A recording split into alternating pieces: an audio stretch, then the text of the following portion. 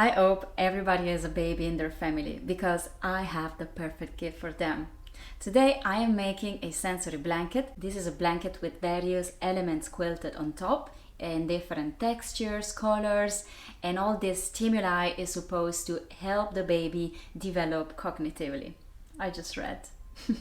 As inspiration, I checked literally all the baby related posts in Pinterest, and I also made a Pinterest board which I'm gonna link below with just my favorite ideas. And based on that, I sketched this, which is going to be what I envision as the final result. Now, this is just an idea. Let's see if I can bring this to life because I never quilted before and I never made fabric toys before. So if I can make this, literally everybody with a sewing machine can. I also made patterns that for the various elements in there, and I also thrifted the cutest, most colorful baby clothes I could find out there, and everything is ready. Before starting, I just wanted to ask you to subscribe to the channel so that I can keep making free videos for you. Now, let's start. Let's start with the basis. For me, it's going to be 2 sets of pillowcases. So the first step is to sew them together, each set together. I just started, but I wanted to give you a flash update. Needle is broken already. So the first needle is swapped. The pillowcases are now sewn together. Now a quick press and I start with the fun part. So I grabbed the patterns and I started cutting everything. The white fabric here is interfacing. This is going to help me making a round as possible quilted sun. So when I was done with the interfacing, I went on and cut the sun itself. So I pinned the same pattern as the interfacing to the yellow linen and I cut a 1/2 inch bigger. And then I cut the triangles that will become the rays of the sun. And note that here I'm cutting normal triangles. However, in a bit I will pop up with a better shape I suggest to use for the rays.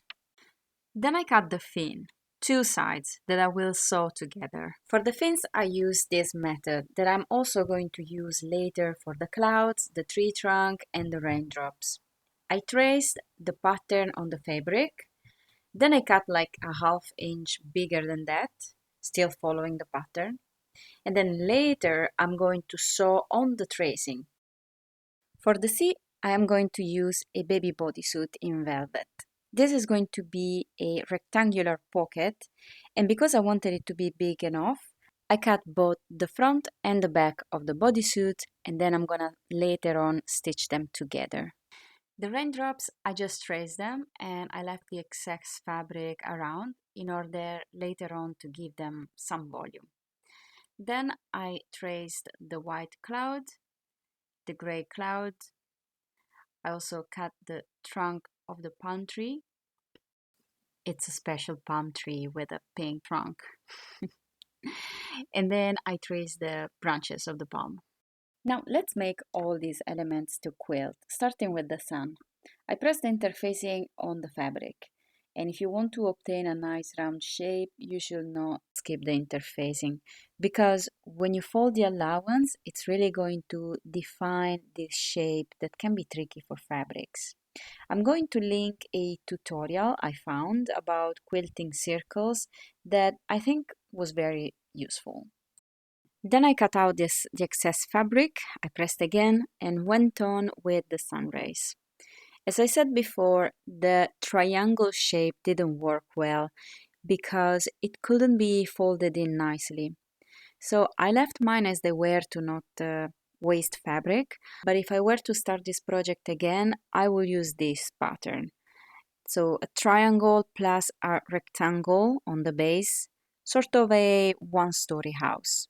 If you use this shape, you can easily fold in the rectangular part and sew that side shut. Now for the leaves, I am simply sewing on top of the lines I traced before. And I'm leaving a side open because I'm going to use that to turn it over. And I did exactly the same with the rest of my quilting elements. When everything was sewn, it was time to cut the excess fabric, leaving just about half an inch from the seam, and then turn all the elements around. For elements like this one that are curved inwards, you might have to cut a little closer to the seam, so they are not going to be wrinkled as they are not pulled too much. For the trunk of the tree, I used two wrist cuffs, so I first had to sew them together. Then I created that wavy seam using a preset on my machine. And if this is useful to anybody, I'm showing here the settings that I used after a lot of experimentation. Quick check-in. I laid everything on the base to check that things are coming along all right. And here I decided that I'm not making a rainbow because this angle looks already quite full, but not full enough. So I decided I'm going to make some grass out of the remaining green skirt that I used for the leaves. And then I noticed that the fin looked quite flappy, so I made a cut in felt that I'm going to slide inside. Okay, let's finalize the elements. I stuffed the clouds with foam.